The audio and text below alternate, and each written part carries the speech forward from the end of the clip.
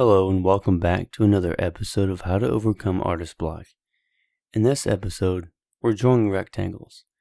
You can draw them interlocked, or you can draw them side by side. It doesn't really matter, and that's completely up to you. The pen here that I'm using is the Micron .05. You can use any pen you want. That also doesn't really matter too much. And as long as you just keep repeating these patterns over and over, you can pretty much create anything. And this pattern to me kind of looks like how a woven basket looks, with all the little parts interlocked together and weaving in and out with each other. And this is another example of trying to overcome artist block.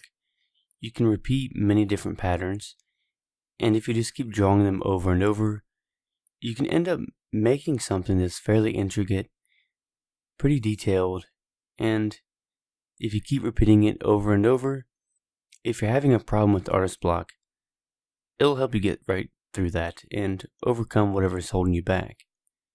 And it's a great way to stay creative and to practice your hand and eye coordination, practice drawing a certain shape. Maybe you might even have a hard time drawing rectangles or maybe basic squares or just lines in general. Doing this will help you draw those patterns and to improve that skill of drawing. It might seem very basic in a beginner tutorial with some of these, but sometimes if we just go back to the basics, if we're having a difficult time trying to get through artist block or to find some way to be more creative, just get back to the basics, start with that, keep drawing patterns over and over, doodle any shape that you want, and that'll help you get through that so that you can continue with where you're left off at in your drawing. We often get too worried about trying to make things too detailed and trying to make things too perfect, that sometimes just using simple patterns in a simple shape, drawing it over and over and repeating that pattern, you can end up making things that are very detailed and intricate. For example, if I'm doing a drawing that is very realistic, a portrait, or maybe I'm drawing a big tree or someone's pet, if you just simplify it down to the very basics of that drawing, when you first start that drawing, the first thing you do is you draw your basic shapes. You might draw a circle, you might draw a triangle or a rectangle, and just block in all the shapes before you start drawing the actual photo of that portrait or of that tree or that someone's pet. You're always starting out with basic shapes. So if you just go back to the building blocks of it, as you can see here, the interlocking blocks in this doodle, if you just start from there, you can work your way back up. Or you could even use this to draw a pattern that makes up a portrait or maybe something in nature or an animal.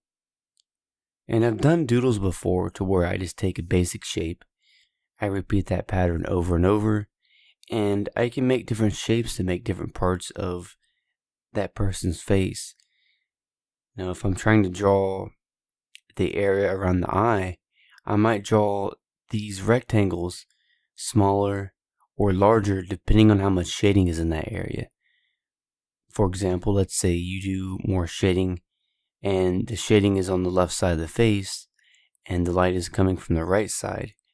You would draw these rectangles smaller and draw more of them on the left side of the face that is in shadow, and that'll give you the look that makes it more three-dimensional, and it'll give more of a contrast between the darker areas and the lighter areas, and it'll make things stand out more.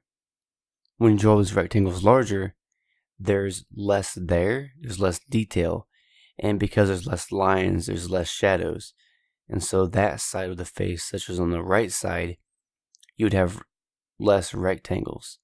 And on the very edge of the face, you could probably have it to where there's parts of the lines that's broken up to really show that there's a lot of highlight there, or that there's a lot of light coming in.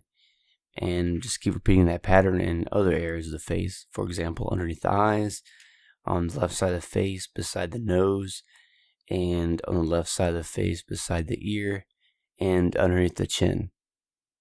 And there's all kinds of ways that you can use this doodle to create any type of pattern.